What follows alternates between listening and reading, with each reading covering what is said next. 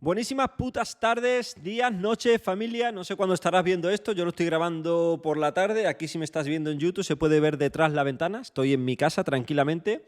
Y te quiero dar la bienvenida a un nuevo episodio. De hecho, la bienvenida a este primer episodio de Salvaje. Ya era hora que apareciera yo por aquí, me lo habían pedido varias veces y sí que tenía ganas de compartir, pero siempre he estado compartiendo pues todo mi contenido, todo mi conocimiento, mis derrotas, mis victorias, mis fracasos, mis aprendizajes. Siempre lo he estado compartiendo bien por correo o en los grupos privados que tengo en Telegram o por Instagram y redes sociales, pero sí que me quería sentar aquí y dedicarle un espacio de tiempo a la semana simplemente para dialogar, para filosofear sobre temas que para mí han sido muy relevantes en estos 10 años que llevo inmerso en el mundo del desarrollo personal, en el emprendimiento, en los negocios digitales y en toda esta gestión de creencias, de emociones que vas aprendiendo a lo largo del camino, ¿no? Para ir creando cada vez mejor la persona de la que estás orgulloso, la persona esa que siempre deseas ser, porque es la única capaz de manifestar los resultados que quieres cuando empiezas, ¿no? Como bien sabes, este es el primer episodio y hoy más que nada quería hablar de algo que yo considero importante y algo que llamo la dieta mental. Porque voy a hablar aquí de lo que a mí me hubiera gustado escuchar. Y sé que este tema está muy machacado. Te voy a contar lo que a mí me hubiera gustado escuchar. Y tonterías que se suelen decir muchas. Pero sí es verdad. Porque por una simple razón, cuando yo empecé en el desarrollo personal, no empecé conscientemente, yo vivía en Londres, me fui a Londres a buscar trabajo como arquitecto, luego te contaré algunas pinceladas de mi vida, ya que este es el primer episodio, y quiero que quede aquí reflejado un poco, ¿no? Ya que para cuando vengan episodios más adelante, si alguien quiere saber un poco sobre cómo inició esto, quién coño es Rubén, salvaje, que venga aquí a este primer episodio y lo cuente.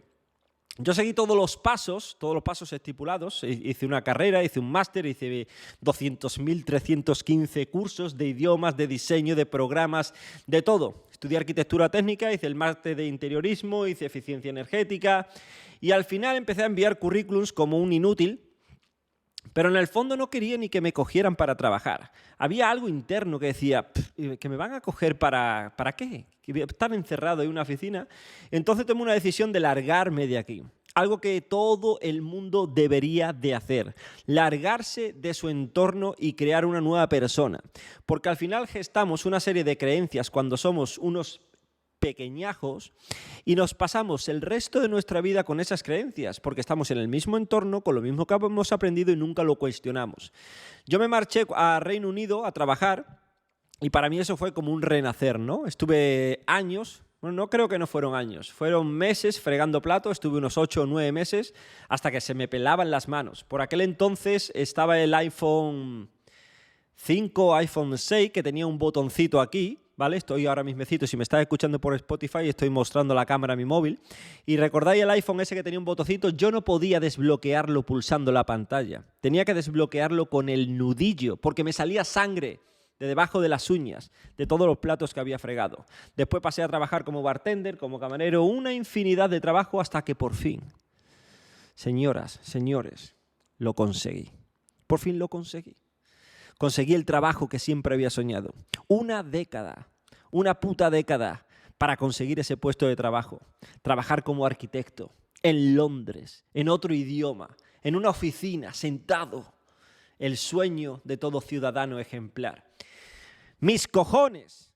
La primera semana en esa mierda de trabajo me quería largar de allí. Me quería morir.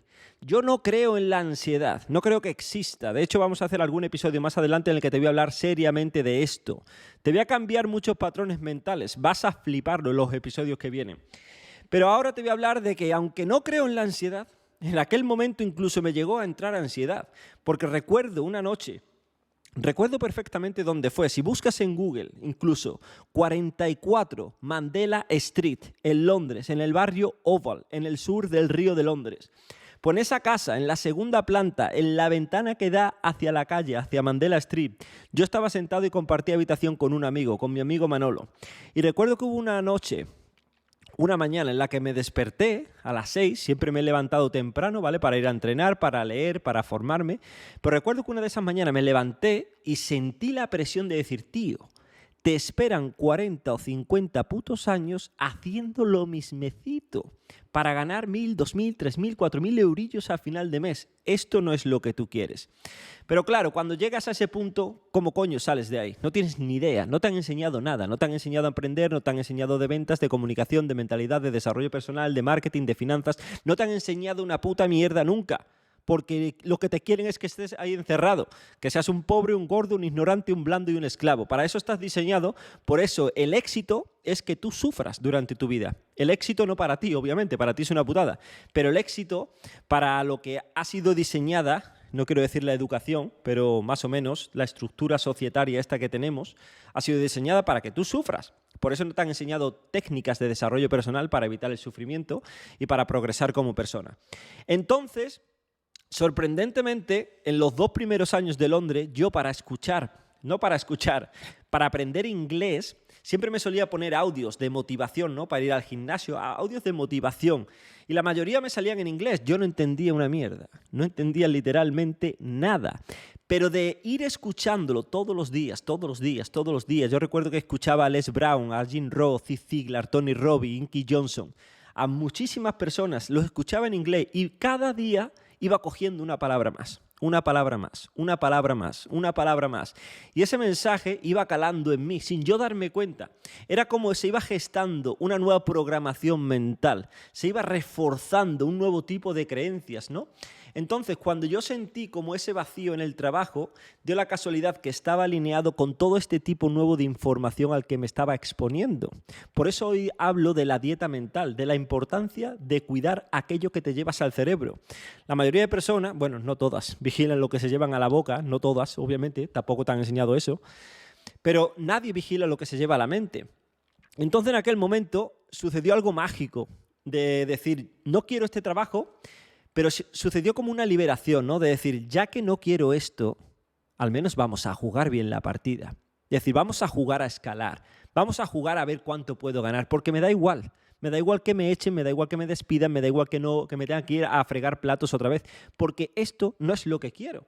Porque yo miré a mi alrededor en la oficina, y es algo que te recomiendo que hagas, que estés donde estés trabajando o viviendo, mires a tu alrededor, veas a la persona que más dinero gana y que mejor vive y te preguntes, ¿yo quiero ser esa persona?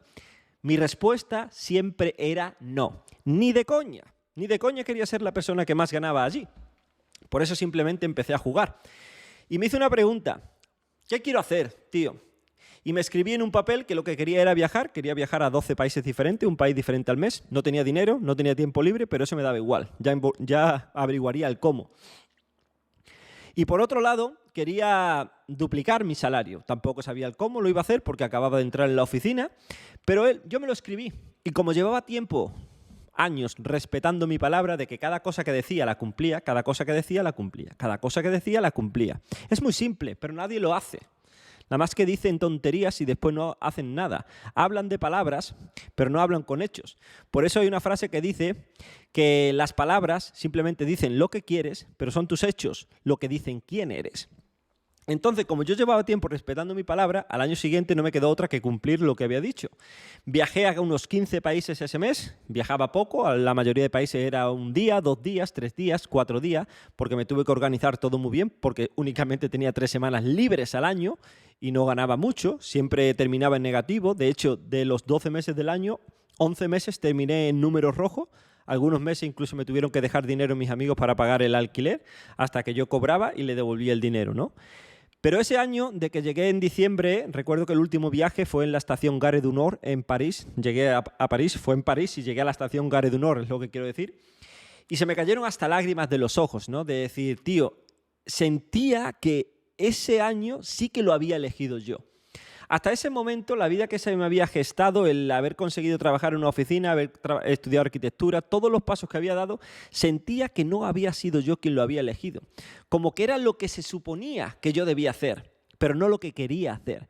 Y ese año se me cayeron las lágrimas porque miraba atrás, había viajado a 15 países, tenía infinitas historias que contar. Fue un año brutal, tenía amistades por todo el mundo y digo, vaya locura de año. Al año siguiente dupliqué el salario, seguí viajando Y volví a entrar en un círculo en el que no salía de la oficina. Seguía formándome muchísimo, no había curso que pasara por delante de mí que no hiciera. Empecé a crear un negocio de Amazon FBA en el que importaba productos de China, los vendía en Reino Unido. Fracaso absoluto, fracaso absoluto. Pero sabía que iba a ser un fracaso antes de empezar. Pues lo empecé únicamente porque sabía que el aprendizaje que me iba a dar me iba a llevar al segundo negocio, al segundo proyecto, ¿no? Y por eso estaba feliz. Entonces llegó un momento en el que ya había duplicado, casi triplicado mi salario como arquitecto. Era la hostia, ya ganaba más de lo que yo pensaba que podría ganar cuando empecé a estudiar, que no era mucho, llegué a ganar unos 4.000 eurillos al mes. Pero coño, para mí en aquel momento digo, la hostia, la mayoría de la gente ganaba 1.000, 2.000 euros, yo ganaba 4.000, ¿sabes? Entonces yo vivía de la hostia, pero estaba encerrado todos los días en una oficina y yo no era eso lo que quería. Sentía que tenía una energía brutal que estaba malgastando día y noche, día y noche. Todos los putos días lo mismo, las mismas caras, las mismas calles, el mismo trabajo, hacía lo mismo en el trabajo, no mejoraba, nada. Entonces un año me propuse que quería construir la mejor versión de mí mismo. Quería hacer una meta grande, pero no tenía ni la menor idea de qué quería hacer. No sabía el qué. Pero empecé a deducir, ¿no? Con todo lo que había aprendido de desarrollo personal, digo, vale, una gran idea no puede aflorar en una mente que no está vibrando alto. Tú no puedes vibrar alto si no estás en un estado energético óptimo. Y tú no puedes estar en un estado energético óptimo si no tienes unos buenos rituales diarios, si no vigilas lo que haces, tus hábitos, tu alimentación, tu entreno, cómo estudias, cómo trabajas, cómo te respetas tu palabra, cómo interactúas con los demás. Tienes que ser el mejor en todo, tienes que dar lo mejor en todo.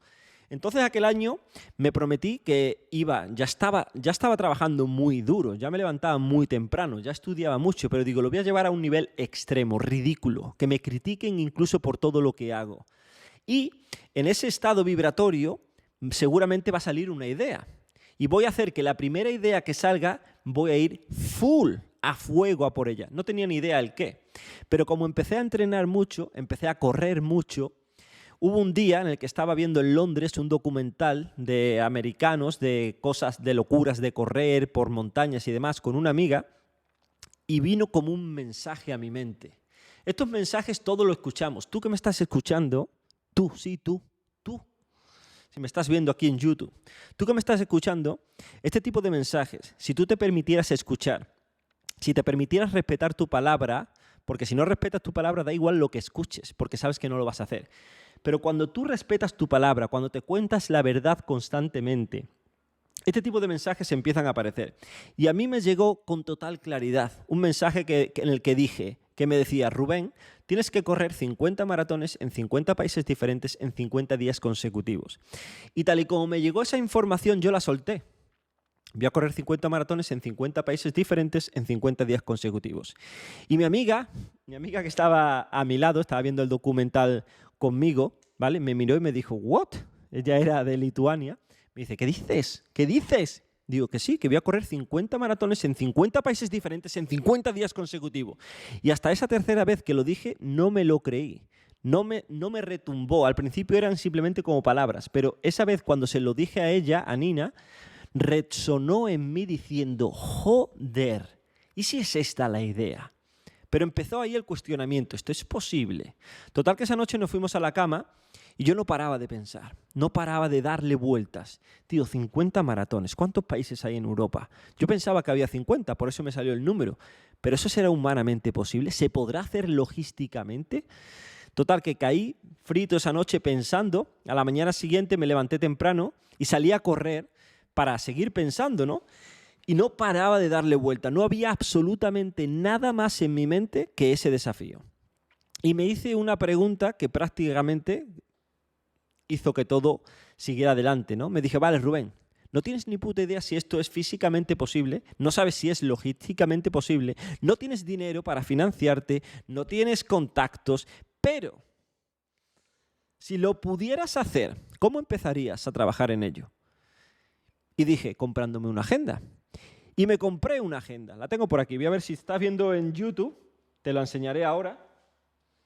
Está aquí. Me compré esta agenda, ¿vale? A los que estáis en Spotify podéis ir luego a YouTube y ver lo que estoy enseñando, porque voy a enseñar el mapa que hice al inicio de esta agenda. En la primera página hice un mapa que es el mapa para conseguir todo lo que tú quieras. Y puse de A a B, ¿vale?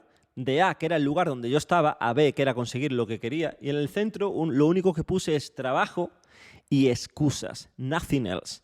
Trabajo y excusas. No hay más.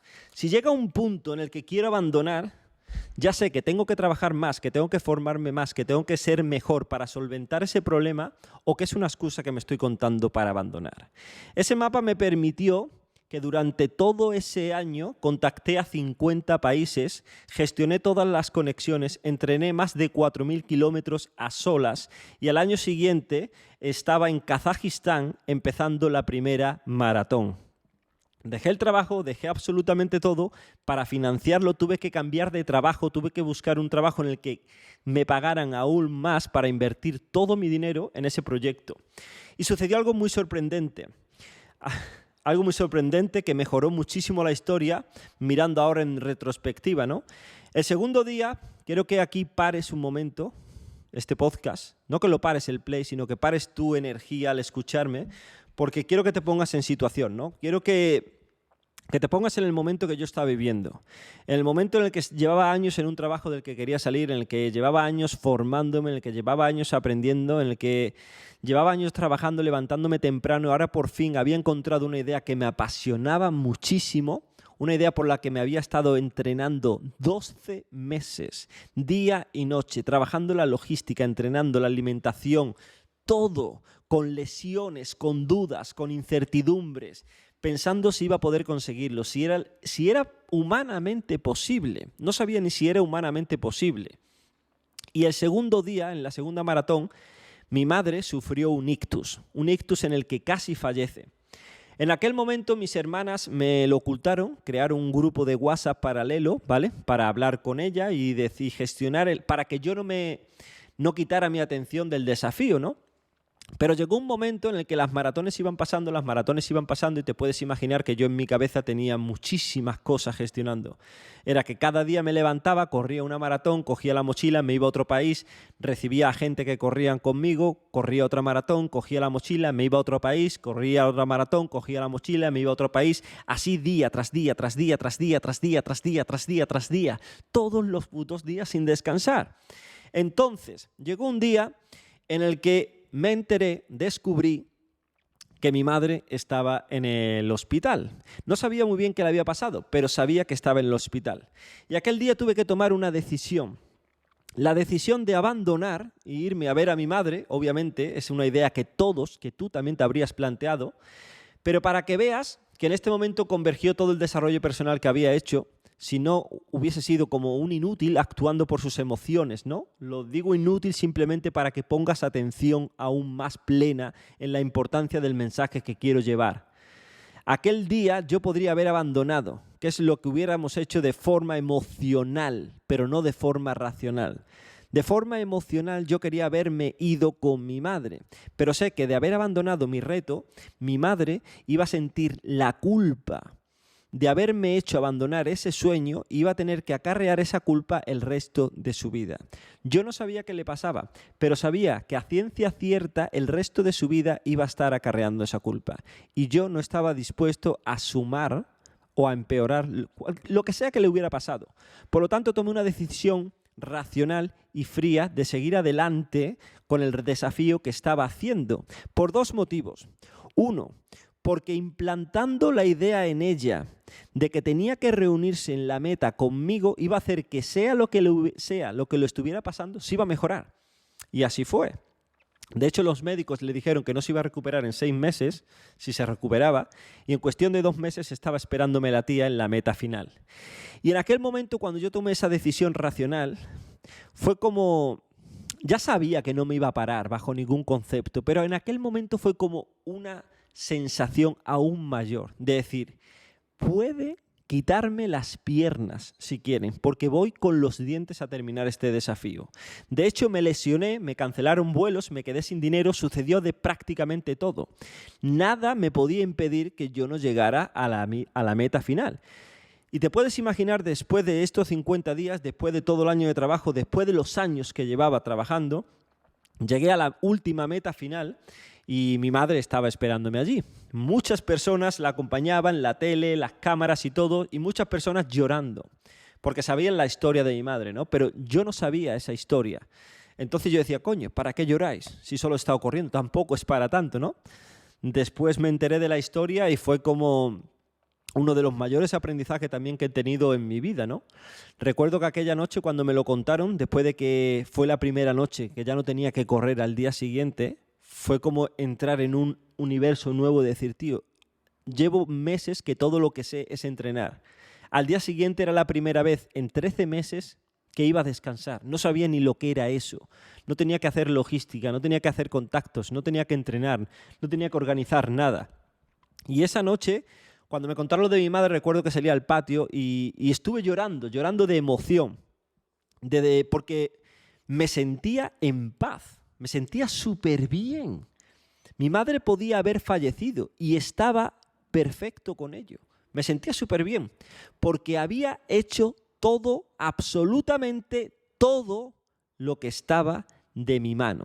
No podría haberlo hecho mejor. No había nada de arrepentimiento en mi mente, de decir, joder, Rubén, allí podías haber hecho esto. No, todo lo que había hecho, lo había hecho de la mejor manera posible, desde el mejor lugar, con la mejor intención, y había puesto absolutamente todo y me sentía en paz. Pero meses después, de hecho semanas después, recuerda que yo había invertido todo mi dinero en ese proyecto. Tuve que regresar a Londres, al lugar donde había partido. Me fui de nuevo, sin dinero, de hecho debía dinero a algunos amigos, sin trabajo, sin casa y sin nada. Y una vez más empecé de cero en Londres. Y en cuestión de una semana, algo menos, tenía casa, tenía un trabajo en el que cobraba más de lo que cobraba antes, tenía una meta en la que el primer año ya decía que me iba a ir. De hecho, ese año llegué al trabajo y el mismo día que me contrataron me autodespedí. Le dije, vale, yo voy a estar aquí, pero el año que viene me voy. Obviamente le dije, mientras que yo esté aquí, tú no te vas a preocupar de absolutamente nada, ¿vale? Yo me voy a encargar de todo lo que suceda en esta empresa y vas a ganar mucho más de lo que estás ganando hasta ahora. Pero yo el año que viene me voy porque sé que esta vida no la quiero.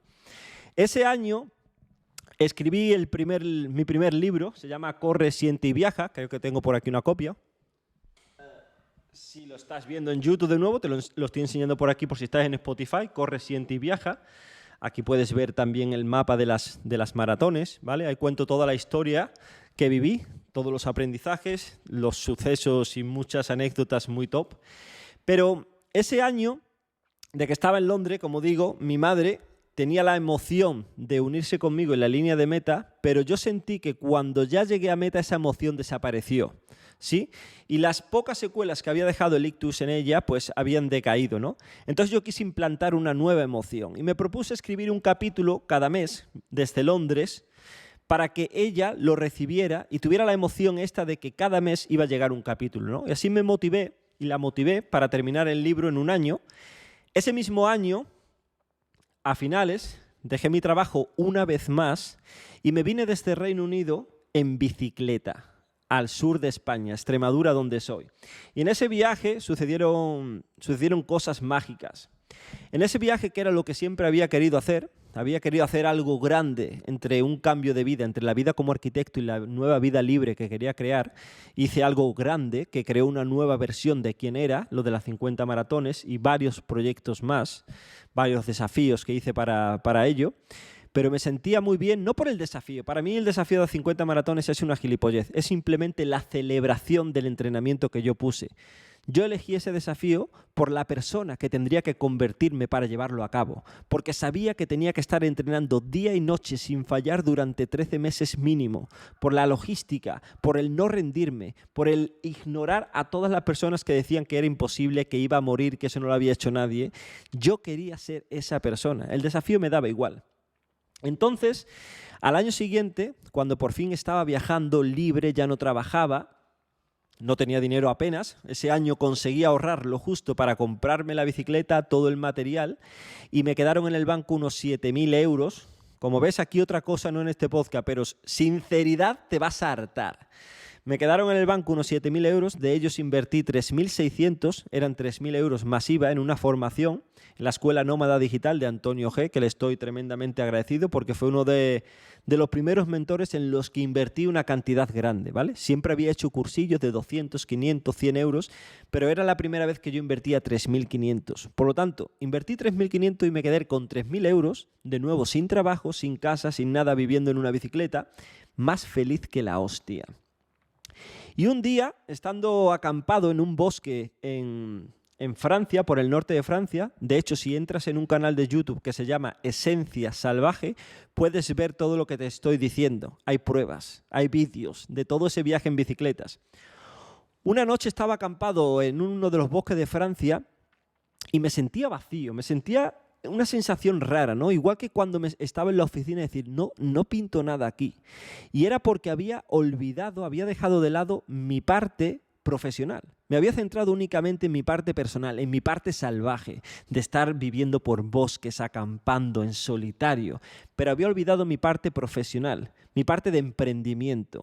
Y de ahí surgió uno de mis proyectos, Emprendimiento Salvaje, el proyecto del que más enamorado estoy, un proyecto con el que ayuda a personas a convertirse en su mejor versión, a crear su marca personal, basado en quién coño son, no en lo que escuchan de alrededor ni copiar a nadie. Y al final crear un estilo de vida libre, ayudando a otras personas con una de sus habilidades esenciales, ¿no? Para mí, por ejemplo, mi pasión y lo que mejor se me ha dado en la última década, porque he invertido mucho en ello, pues es trabajar la mentalidad, trabajar la comunicación y trabajar las ventas relacionadas a los negocios digitales. Por lo tanto, eso es lo que ayudo a otras personas y eso es lo que enseño ahora. Y en aquel viaje sucedió la magia, ¿no? Sucedió esta pincelada, esta nueva información que me llegó y decir, tío, este es el nombre de tu proyecto. Adelante con él. Y ahí salió Emprendimiento Salvaje, un proyecto con el que ya llevo más de 4 años ayudando a personas, como digo, y del que es mi vivir cada día, de ver las victorias de personas que entran sin conocimientos y algunas no hacen absolutamente nada. De esto hablaremos en otros capítulos. Otras tienen éxito mucho más rápido de lo que piensan. Hay personas que entran sin saber vender y en cuestión de semanas, con 4 cambios de creencia, venden formaciones a 1.000 euros. Otras que vienen que creen que saben todo y no venden una mierda. Hay de todo, igual que en el mundo real. Yo no voy a ser aquí la típica persona que te digo que vas a entrar y vas a comprarte Lamborghinis, porque lleva un trabajo largo. Y de esto en particular, de esta falsedad que hay por ahí de que te venden que todo es fácil y bonito, vamos a dedicar todo un capítulo. Entonces, resumiendo, ese ha sido parte de mi vida hasta a día de hoy a lo que me dedico. Sí que he creado otros negocios por el camino, sí que me he seguido invirtiendo miles y miles de euros en formación, pero iremos tocando todas estas perlitas a lo largo del camino, ¿no? Hoy simplemente era darte la bienvenida, que supieras un poco sobre mí y que supieras que lo que vas a ver aquí es lo que hemos dicho, la dieta mental. Nutrir tu cerebro con información para que no desistas. Cuando yo me he propuesto cada una de mis metas, me aislaba del mundo. Solo escuchaba personas que hacían algo grande, que hacían cosas relacionadas a lo que yo quería hacer. No escuchaba a 4 inútiles que me decían lo opuesto, que criticaban, que juzgaban y que opinaban cosas sin sentido. Y eso es exactamente lo que vas a ver en este podcast. Por lo tanto, un puto abrazo, espero que te haya gustado este capítulo, suscríbete o haz lo que sea que tengas que hacer aquí si estás en Spotify, no sé cómo funciona esto, si no vete a mi canal de YouTube de Emprendimiento Salvaje para suscribirte, sígueme en Instagram que es donde comparto contenido más recurrentemente en Emprendimiento Salvaje y me puedes escribir por privado también en Instagram si estás interesado en unirte a alguna de nuestras sesiones, a alguno de nuestros eventos o simplemente nos vemos aquí en el próximo episodio porque vienen cosas muy top. Como digo, un puto abrazo y nos vemos en el próximo programa. A disfrutar del día.